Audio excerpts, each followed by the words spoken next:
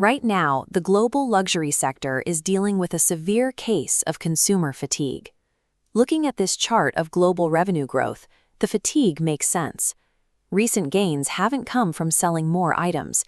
Instead, 80% of that growth was driven simply by hiking prices, with only 20% coming from actual volume.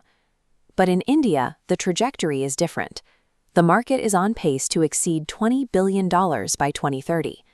India's expansion relies on consistent volume and adding 39,000 new dollar millionaires in 2024 alone. This creates a strategic friction point for both consumers and investors. You have to weigh the established, slow-moving prestige of the global houses against the high-velocity relevance of the Indian market. Because the mechanics of India's growth rely on an expanding middle class rather than a shrinking pool of extreme wealth, the old European playbook no longer guarantees success here. Historically, homegrown Indian designers were largely restricted to specific categories, often limited to rare occasions and bridal wear. If you wanted ready-to-wear pieces, accessories, or everyday luxury, you almost exclusively bought from imported European heritage brands. That dynamic has shifted. Indian labels have aggressively expanded into daily luxury, handbags, and ready-to-wear collections. Comparing 2025 revenues in India shows the result of this shift. Hermès reported 428 crore, while Sabyasachi tracks near 500 crore.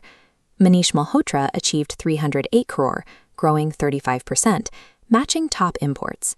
Meanwhile, Gucci India contracted 17% to 265 crore. Homegrown designers have achieved direct financial parity.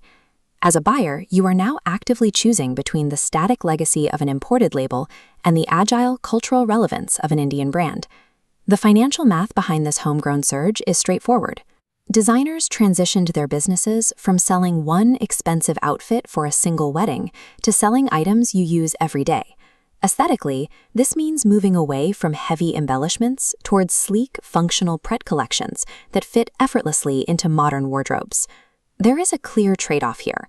By increasing production and accessibility, Indian designers are intentionally diluting their extreme niche exclusivity.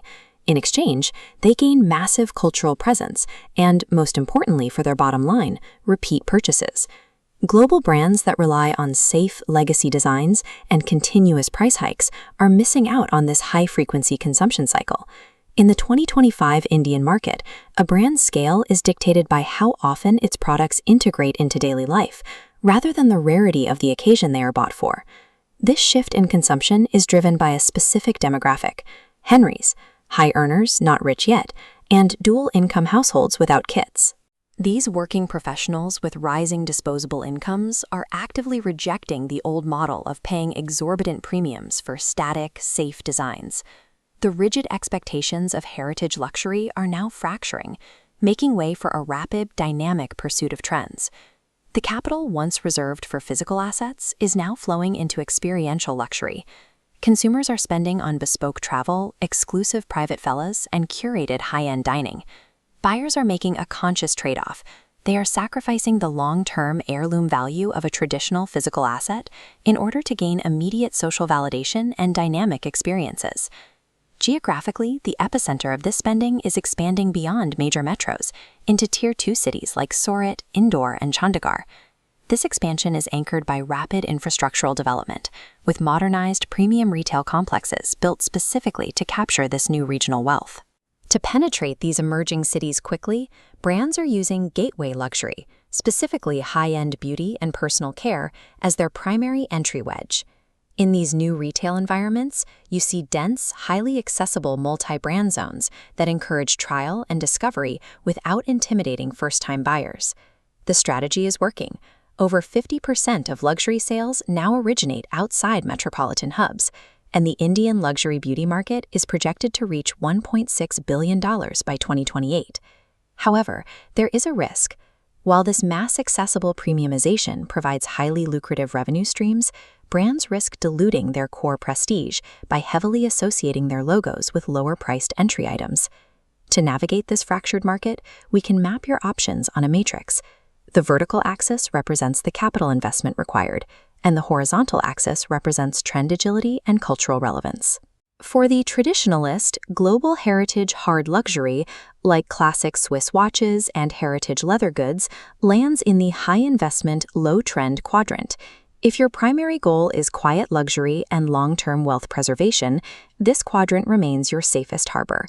The modern optimizer profile maps to the high-investment, high-relevance quadrant, driven by Indian everyday luxury and experiential spending.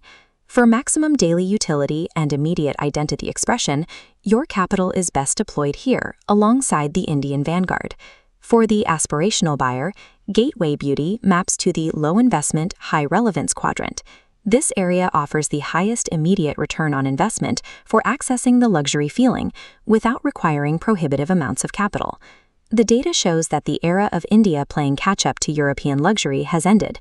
In 2025, the most relevant luxury is being designed, built, and scaled entirely at home.